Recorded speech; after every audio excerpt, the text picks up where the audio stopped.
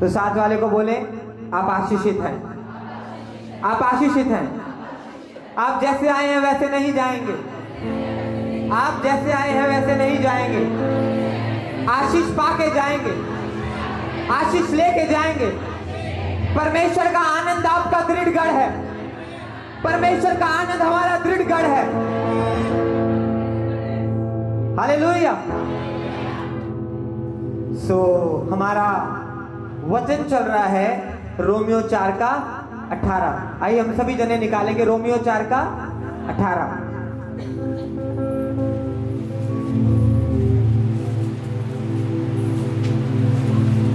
उसने निराशा में भी आशा रखकर विश्वास किया, इसलिए कि उस वचन के अनुसार कि तेरा वंश ऐसा होगा वह बहुत सी जातियों का पिता हो। हालेलुया। अब्राहम ने क्या करा? अब्राहम ने निराशा में भी क्या रखी थी? एक आशा को रखी थी, एक विश्वास रखा था कि परमेश्वर ये चीज जो परमेश्वर ने बोली है, क्या बोला था कि तेरा वंश, पढ़ो, कि तेरा वंश ऐसा होगा कि वह बहुत सी जातियों का पिता हो। हाँ, ये बात परमेश्वर ने उसको निराशा में बोली थी। परमेश्वर ने कहा था अब्राहम तेरा वंश पृथ्वी पे ऐसा होगा कि वो बहुत सी जातियों का पिता होगा। और बाइबल कहती है अब्राहम ने क्या रखा? एक आशा रखी, एक विश्वास रखा कि यदि परमेश्वर का वचन परमेश्वर ने बोला है तो वो एक दिन पूरा होगा। हालेलुया। भजन संहिता 119 का 105 पढ़ेंगे हम।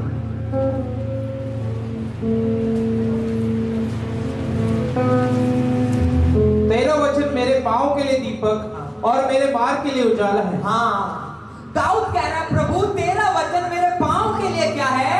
दीपक है। वचन का मतलब है यीशु मसीह। बाइबल कहती है वचन दो धारी हुआ और हमारे बीच में आया। तो दाऊद कहता है प्रभु यीशु मसीह जो है वो मेरे लिए क्या है? रोशनी है। वो मेरे मार्गों के लिए क्या है? रोशनी है। हालेलुया।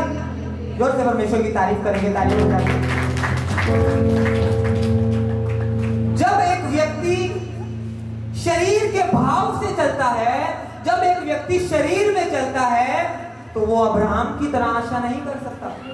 थोड़ी सी आवाज करो। हालेलुया। मैंने कहा जब एक व्यक्ति शरीर में होता है तो वो अब्राहम की तरह आशा नहीं रख सकता। अब्राहम ने निराशा में क्या रखी है? आशा रखी। किस कारण? कि तेरा जो वंश होगा वो पृथ्वी पे जातियों का पिता होगा। अब्राहम को क्या दिया गया था? वचन। यानी कि वो वचन था जो अब्राहम का मार्गदर्शन कर रहा था उसकी निराशा में। आप समझ रहे? अब्राहम का मार्गदर्शन कौन कर रहा था? वचन, यीशु मसीह। दाऊद कहता है प्रभु तेरा वचन मेरे पांव के लिए दीपक है, मेरे मार्ग के लिए उजियाला है। पांव के लिए दीपक का मतलब वो मेरे को खड्डे में गिरने से, कहीं अगर खड्डा आता है तो वो मुझे कहता है, अगर ये सामने खड्डा है तो वो मुझे कहता है थोड़ा साइड होके आगे। अब्राहम की लाइफ में इतने सारी चीजें आ रही थी, वो वचन था जिसने अब्राहम को परमेश्वर के ऊपर आशा जो रखी थी गिरने नहीं दिया। दाऊद क्या कहता? पढ़ो, तेरा वचन मेरे पांव के लिए दीपक और मेरे मार्ग के लिए उजाला है। हाँ, मतलब पहले तो मेरे को वो दूर से दिखेगा, एक रास्ता बनाएगा मेरे लिए कि मेरे को यहां को जाना है।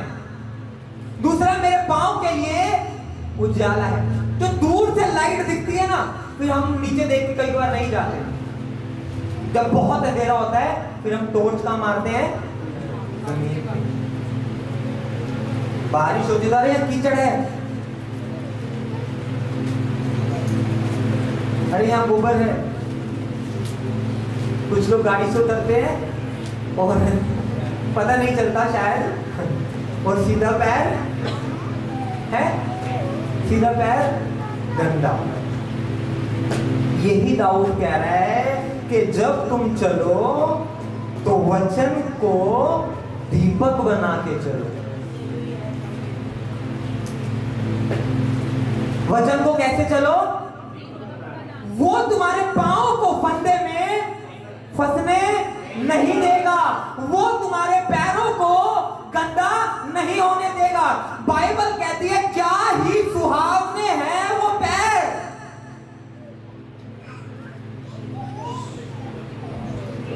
जो परमेश्वर के वचन को लेकर यदि पैर ही गंदे हो गए तो वचन बोलने में प्रभावितता कहां से रहेगी?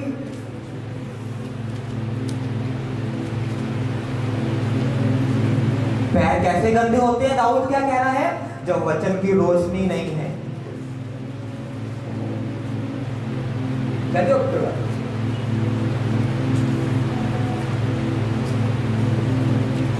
वो सारे मजाक उड़ाते ना, जैसे किसी को गोबर लग जाए पैर में, क्या करे? बंदा अपने आप ही डिग्रेड हो जाता है थोड़ा सा, है ना? हो जाता ना बड़ा। क्या देख के नहीं चला तूने देख के नहीं। पैर गंदा क्यों हुआ? अंधेरे के कारण। अंधेरा था, तुमने ध्यान नहीं दिया, पैर वहां रख दिया जहां पे नहीं रखना चाहिए था। अब्राहम ने वचन को ध्यान से संभाल के रखा और अपना शब्द, अपनी आवाज वहां नहीं दी जहां पे परमेश्वर की वाचा टूट सकती थी। यदि परमेश्वर यीशु मसीह रोशनी है तो अंधेरा कौन है? शैतान।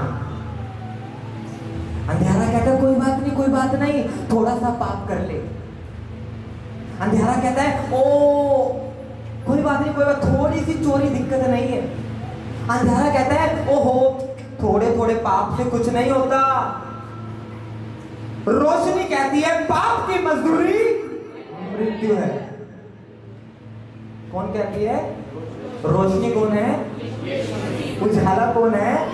यीशु मसीह। पाप क्या कहता है? क्या कहता है? थोड़ा कुछ नहीं होता। अरे विश्वासी भी तो करते ही हैं। तूने कर लिया तो क्या हो गया?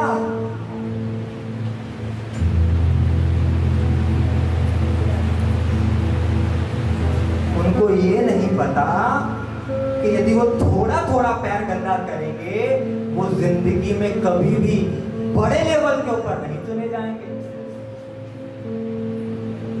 आप समझ रहे हैं? थोड़ी बाइबल कहती है लोमड़ी धाक की बारियों को, हालेलुया हालेलुया, रोशनी क्या करती है? परमेश्वर की लाइट क्या करती है? दीपक क्या करता है? परमेश्वर का वचन तुम्हारे शरीर के ऊपर कंट्रोल रखता है। परमेश्वर के वचन ने अब्राहम के ऊपर क्या करा हुआ था? कंट्रोल करा हुआ था। मान लो किसी का मन है सिगरेट पीने का, शरीर बोल रहा है सिगरेट पीनी है, सिगरेट पीनी है, सिगरेट पीनी है। किसी का मन है बुरा देखने का, शरीर बोल रहा है बुरा देखना है, बुरा देखना है, बुरा देखना है। अगर उनके अंदर वचन की दीपक नहीं है तो शरीर उनको पकड़ लेगा। वो जितना मर्जी चाहे कि आज रात में ये नहीं करूंगा, पर शरीर उनसे करवाएगा।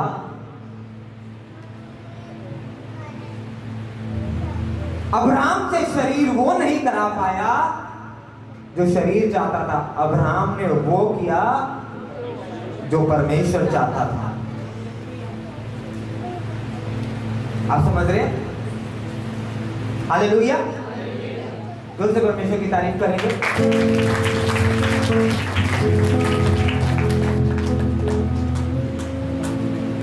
आपको पता है कुछ लोगों को वचन की रोशनी का कभी भी तजुर्बा नहीं हुआ।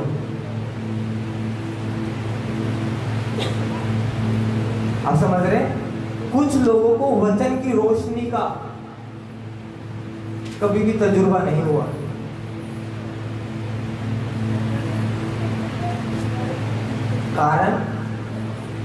कारण है क्योंकि वह शरीर में है। बाइबल कहती है परमेश्वर का राज्य बातों में नहीं सामर्थ में है। यानी कि एक वचन पढ़ने वाला व्यक्ति, एक प्रचार करने वाला व्यक्ति सामर्थ को नहीं जान सकता, क्योंकि अगर वो वचन दे रहा है तो वो बात कर रहा है।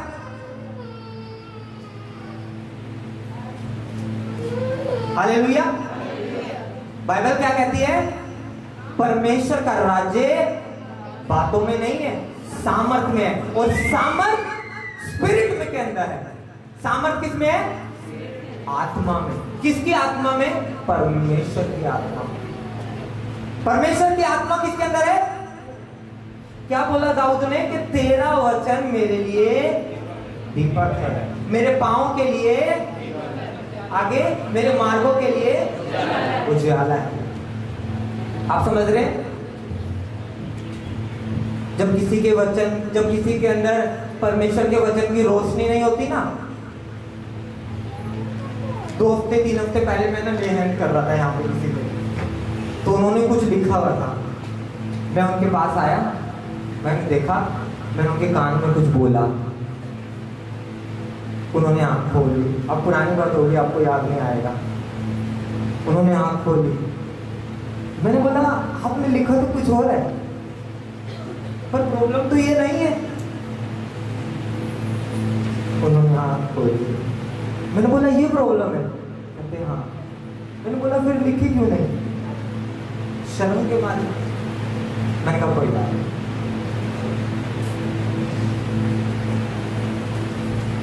ऐसे करके आया, उन्होंने कुछ लिखा हुआ था तो मैंने देखा परमेश्वर क्या, मैंने बोला ये नहीं है। मैंने उनके कान के पास बोला उनकी आंख खोली, उन्होंने तो देखा। मैंने बोला दिक्कत ये नहीं है, ये है। कहते हाँ। मैंने कहा फिर लिखी क्यों नहीं?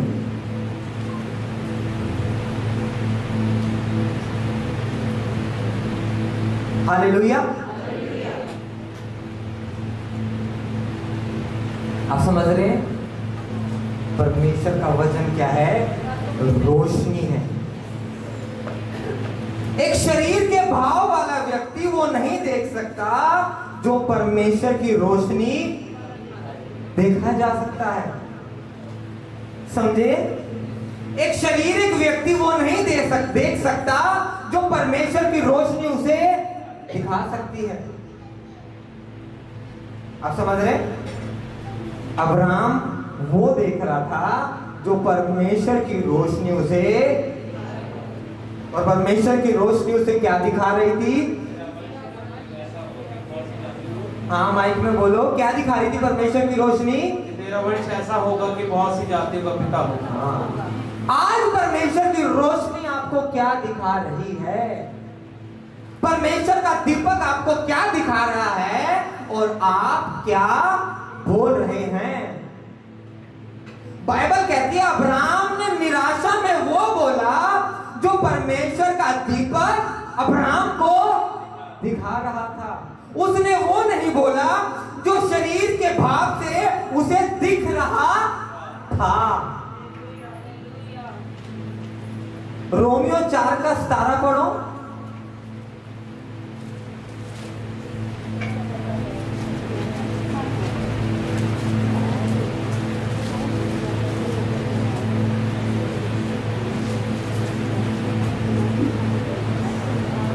जैसा लिखा है, मैंने तुझसे बहुत सी जातियों का पिता ठहराया, मैंने तुझे बहुत सी जातियों का पिता ठहराया है उस परमेश्वर के सामने जिस पर उसने विश्वास किया और जो मरे हुए को जिलाता है और जो बातें है ही नहीं उनका नाम ऐसे लेता है कि मानो वह है।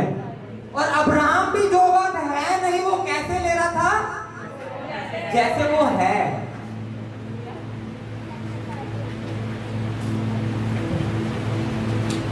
आने वाले सालों में ये कलीसिया ट्राई सिटी की सबसे बड़ी कलीसिया होगी। एवरी मीटिंग परमेश्वर को लोग ग्रहण करेंगे और परमेश्वर के राज्य की ओर फिर जाएंगे। आपका घराना परमेश्वर की सेवा कर रहा होगा। आप समझ रहे हैं? अब्राहम क्या ले रहा था?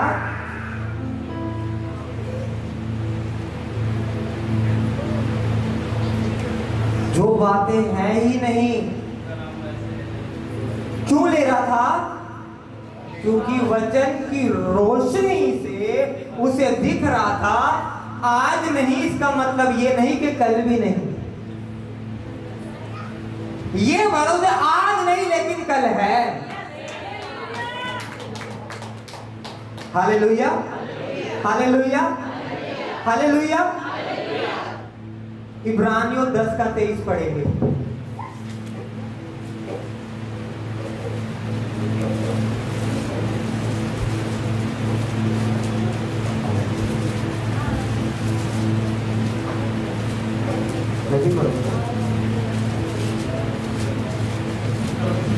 आओ हम अपनी आशा के अंगीकार को दृढ़ता से थामे रहे, क्योंकि जिसने प्रतिज्ञा की वह सच्चा है और प्रेम और भले कामों में उकसाने के लिए। बाइबल क्या कहती है? आओ हम अपनी आशा के अंगीकार को दृढ़ता से थामे रहे। आशा का अंगीकार क्या है? दाऊद के पास, अब्राहम के पास क्या था आशा का अंगीकार? कि तेरा वंश पृथ्वी पे। उसने क्या करा? उसको कारण क्या था उसका थामे रहने का? कि जिसने प्रतिज्ञा करी है, क्योंकि जिसने प्रतिज्ञा की है वह सच्चा है।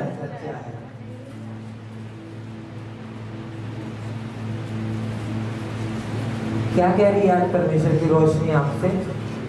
क्या कह रही है परमेश्वर का दीपक आपसे? क्या कह रहा है? आशा का अंगीकार। हर चीज में परमेश्वर पर विश्वास करके ऐसा कर लेना। आमीन, हालेलुया। 2 सेकंड लेंगे, आंखों को बंद करेंगे।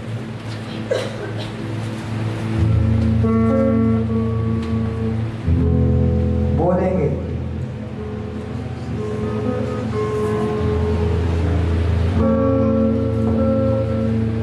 बचन को थाम के रखें।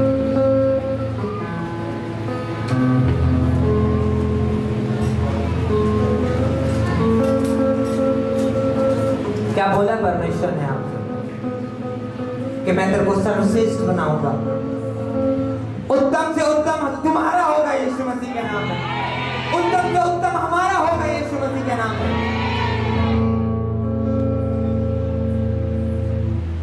यीशु के नाम में हम बोलते हैं आमीन। कैसे देखना है?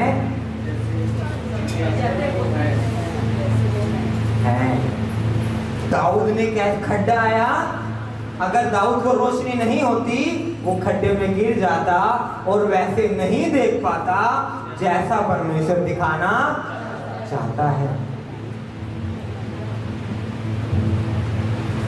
आपको बिजनेस कैसे करना है? परमेश्वर के वचन में लिखा है। आपको चलना कैसे? परमेश्वर के वचन में लिखा है। आपको सोना कैसे है? परमेश्वर के वचन में लिखा है। आपको बोलना कैसे है? परमेश्वर के वचन में लिखा है। आपको देखना कैसे है? परमेश्वर के वचन में लिखा है। ये आपकी आशीषित लाइफ का एक मैनुअल पुस्तक है। आप समझ रहे हैं? ये आपकी लाइफ को टॉप लेवल पे ले जाने के लिए एक मैनुअल पुस्तक है, जिसमें आपके बारे में सब कुछ लिखा है। यदि तू ये करेगा तो यहाँ पहुंचेगा, उसके साथ ये करेगा तो यहाँ पहुंचेगा। यदि तू ऐसे चलेगा तो तेरा पैर कभी भी फंदे में नहीं फंसेगा। आज शैतान लोगों को कैसे फंसाता है? अंधेरे की चीजें दिखा के। छोटी सी तो गलती है, चर्च में वो लोगों ने भी तो शायद करी होगी, अभी तक उनका मक्खन बंद नहीं हो रहा।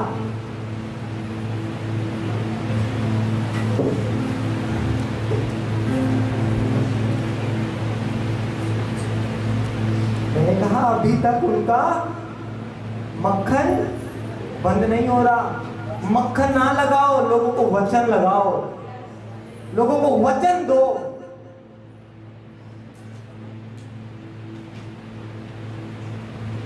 झूठ पे झूठ, झूठ पे झूठ। किसी ने मेरे से एक बार पूछा, पास्टर जी आपने ये बोला है? मेरे को पता था अगर मैं हाँ बोलूंगा तो उनको हर्ट होएगा, पर मैंने हाँ बोला। मैंने बोला हाँ जी मैंने बोला है। आज वो इधर ही है, यहीं रहेंगे, यहीं सेवा करेंगे, यहीं से प्रभु को हमारे साथ लेके जाएंगे यीशु मसीह के नाम में।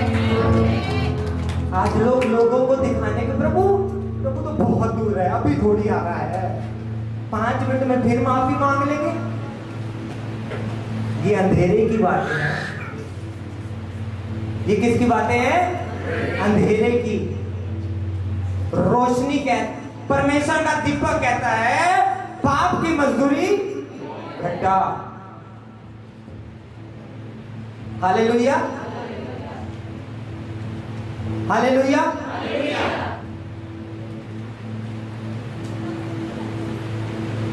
सच के लिए स्टैंड लेना, परमेश्वर आपकी शील्ड बन जाएगा। आप समझ रहे? सच के लिए परमेश्वर आपकी शील्ड बन जाएगा। अड़े रहना, खड़े रहना, जीत हमारी होगी। Hallelujah, hallelujah. मेरे को लगा था लोग बदल गए होंगे, पर नहीं, पर नहीं।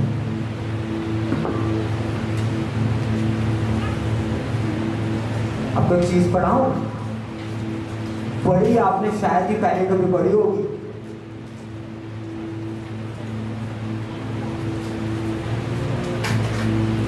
निकालिए दूसरा कुरिन्थियों,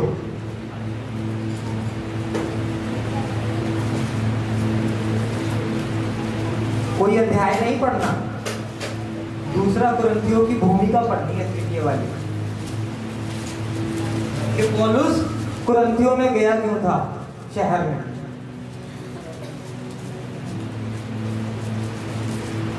कलीसिया के कुछ सदस्यों ने, आप यहां से पढ़ो, कुरिन्थियों के नाम पौलुस की पत्री पढ़ो भैया, सभी जने ध्यान से सुने। कलीसिया के कुछ सदस्यों ने पौलुस के विरुद्ध स्पष्ट रूप से गंभीर आरोप लगाए थे, परंतु वह मेल मिलाप की अपनी गहरी लालसा को दर्शाता है, और जब ऐसा हो जाता है। कुरिन्थियों के नाम शुरू से पढ़ो भैया। कुरिन्थियों के नाम पौलुस प्रेरित की दूसरी पत्री, पौलुस और कुरिन्थियुस की कलीसिया के बीच में कटु संबंध के दौरान लिखी गई थी।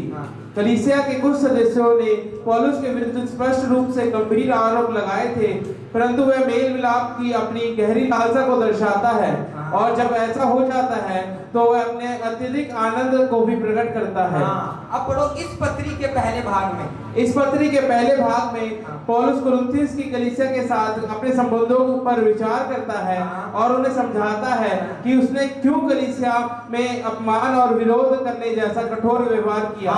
पौलुस जो है दूसरे कुरिन्थियों क्या कहता है, उन्हें समझाता है कि उसने तुम्हारे साथ, अब इसका ना पहला कुरिन्थियों का एक भी भूमिका निकालो, इसे भी निकाल के रखना, ये भी पढ़नी जरूरी है, इसे बड़ा कुछ पता चल जाता है।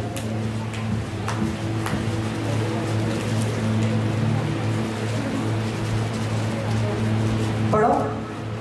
पौलुस ने कुरिन्थिस नगर में कलीसिया की स्थापना की थी। उसमें मसीह जीवन और विश्वास संबंधी अनेक समस्याएं उत्पन्न हुई। उन समस्याओं के समाधान के लिए कुरिन्थियों के नाम पौलुस प्रेरित की पहली पत्री लिखी गई थी, उस समय कुरिन्थियुस यूनान का एक अंतरराष्ट्रीय नगर था। कुरिन्थियो क्या था उस समय? यूनान का एक अंतरराष्ट्रीय, जैसे मतलब इंटरनेशनल, अंतरराष्ट्रीय मतलब जैसे कि मुंबई को इंटरनेशनल लेवल पे लोग जानते हैं, दिल्ली, न्यूयॉर्क, समझ आ गया? अब पौलुस वहां जाता है, आगे पढ़ो। जो रोमी साम्राज्य के अखाया प्रांत की राजधानी था, वह अपनी व्यापार संपन्नता, वैभवशाली संस्कृति और विविध धर्मों के लिए प्रसिद्ध था, पर वह अपनी व्यापक अनैतिकता के लिए बदनाम था। मतलब जो कुरिन्थियो था वो प्रसिद्ध होता किसके लिए?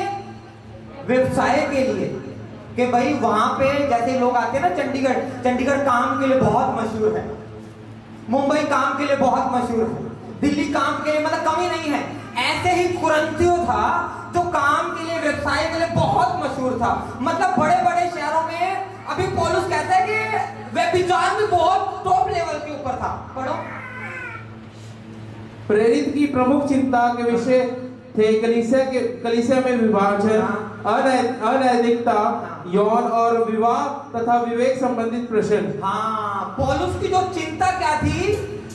कलीसिया में विभाजन, आगे अनैतिकता, यौन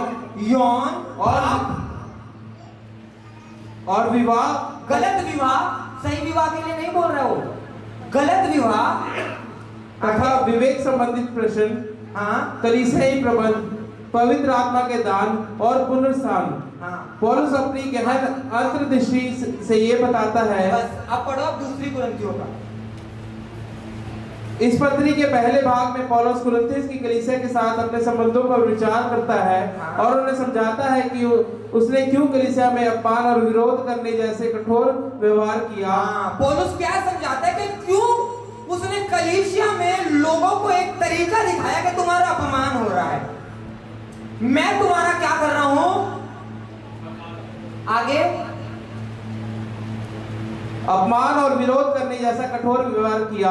अपमान और विरोध करने जैसा उनके साथ क्या कर दिया उसने? कठोर व्यवहार कर दिया। लेकिन वो कठोर व्यवहार का एक नतीजा निकला, पढ़ो। और फिर अपने आनंद को प्रकट करता है। और बाद में क्या क्या क्या प्रकट करता है वो? बोलने के बाद, समझाने के बाद, मतलब उनको डांटने के बाद वो अपने आनंद को प्रकट करता है। और वो आनंद कैसा होता है अब हम पढ़ेंगे कि उसकी कठोरता का परिणाम पश्चाताप और मेल मिलाप हुआ। और उसकी जो कठोरता थी उसका जो परिणाम आया वो परमेश्वर से पश्चाताप और परमेश्वर से मेल मिलाप आ गया। आप समझ रहे? वो कुरिन्थियों में गए इस मारे, तभी कुरिन्थियों में पाप बोल, अगर वो प्यार से बोलते कोई बात नहीं, डोंट वरी, मक्खन मक्खन, बटर बटर,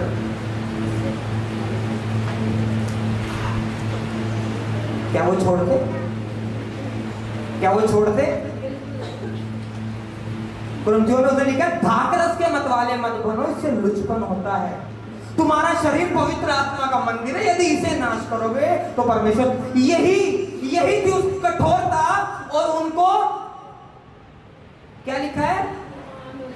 उनको यही बोल के वो क्या, उनको लगता है कि हमारा अपमान कर रहा है, कि परमेश्वर तुम्हें नाश कर देगा अगर तुम शरीर को नाश करोगे। उसने और कुछ नहीं बोला।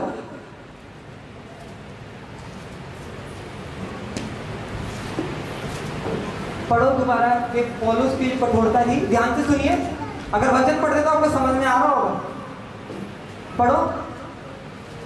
इस पत्री के पहले भाग में पौलुस कुरिन्थियुस की कलीसिया के साथ अपने संबंधों पर विचार करता है और उन्हें समझाता है कि उसने क्यों कलीसिया में अपमान और विरोध जैसा कठोर व्यवहार किया।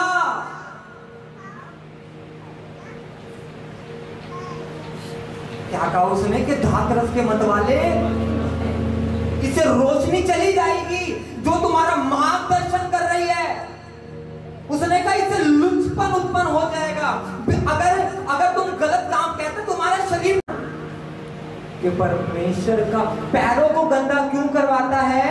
जब खुद की गवाही खराब हो गई, पैर ही गंदे हो गए, तो वो तो सामने वाले बंदे को क्या बताएगा?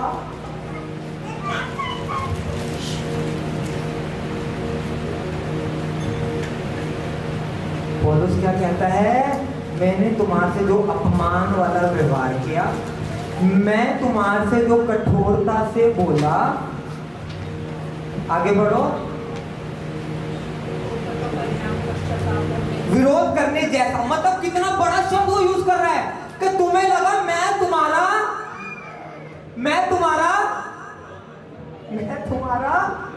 विरोध कर रहा हूं, लेकिन उसका परिणाम,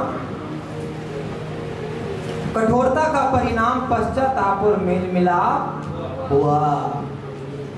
मतलब लोगों ने पाप छोड़ दिया, मन फिरा लिया, धाकरस के मतवालेपन से हट गए और परमेश्वर के साथ मेल मिलाप हो गया। Hallelujah, hallelujah.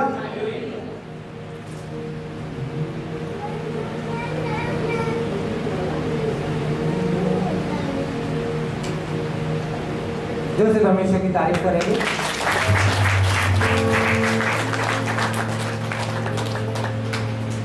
पौलुस परमेश्वर की रोशनी में था, इसलिए उसने लोगों की रोशनी की चिंता नहीं करी।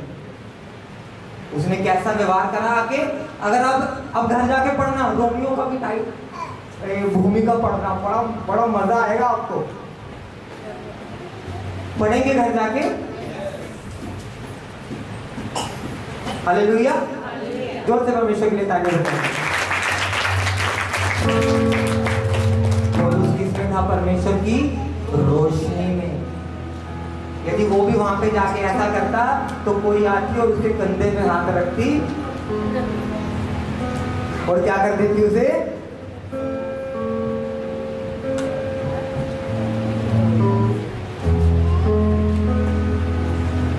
आप समझ रहे हैं? ऐसे ही नूह को परमेश्वर ने बोला था, नूह एक जहाज बना। वो वचन नूह के लिए रोशनी बन गया। लोग कह रहे पागल हो गया तू, यहां ओसनी ढंग से पड़ती, तू जहाज बना रहा है। नूह कैसे देख रहा था? नूह देख रहा था परमेश्वर की रोशनी को, जो परमेश्वर ने नूह को, तो कह रहे पागल हो गया, जहाज बना रहा है, यहां ओस नहीं पड़ती। परमेश्वर ने नूह को कहा था पृथ्वी नष्ट होने वाली है, तू एक जहाज बना। ऐसा नहीं था, लोग उसे नहीं बोल रहे थे, लोग बोल रहे थे कि क्या पागल है तू, क्या बना रहा है, क्यों कर रहा है। पर जो परमेश्वर ने नूह को बोला था, वो रोशनी से वो नहीं हटा। अगर वो हट जाता तो क्या वो बचता? बाइबल कहती है 40 दिन रहा, इतनी बारिश हुई कि पृथ्वी नाश हो गई। लेकिन नूह जो परमेश्वर की रोशनी को पकड़े हुए था, वो आनंद ले रहा था जहाज का। आप समझ रहे हैं? जिसने परमेश्वर की रोशनी को थाम लिया था, संसार नाश हो गया, लेकिन नूह बच गया। और जिसने नूह की बात मानी, वो भी बच गया। आज यीशु मसीह हमें लेने आएंगे, ये एक वचन है, ये एक रोशनी है जिसके द्वारा हम, यही तो हमारे मार्ग, यही तो हमारे चलने को दीपक दे रही है कि एक दिन यीशु मसीह हमें लेने आएगा। आप समझ रहे हैं? बहुत सारे लोग विश्वास करते, बहुत सारे लोग विश्वास करते। मैंने कहा बहुत सारे लोग, हम तो करते हैं, लोग करते हैं नहीं करते। वो दिन वैसा ही होगा जैसे नूह का था। हम मिलेंगे बादलों पर,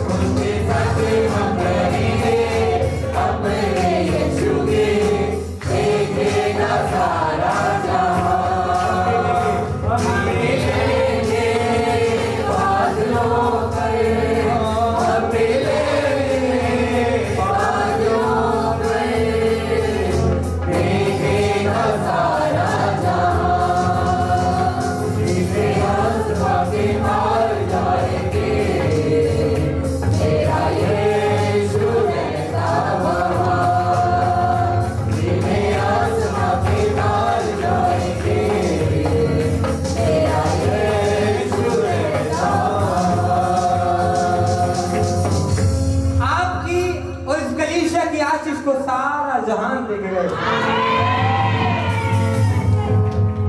आइए हम सब अपने स्थान पर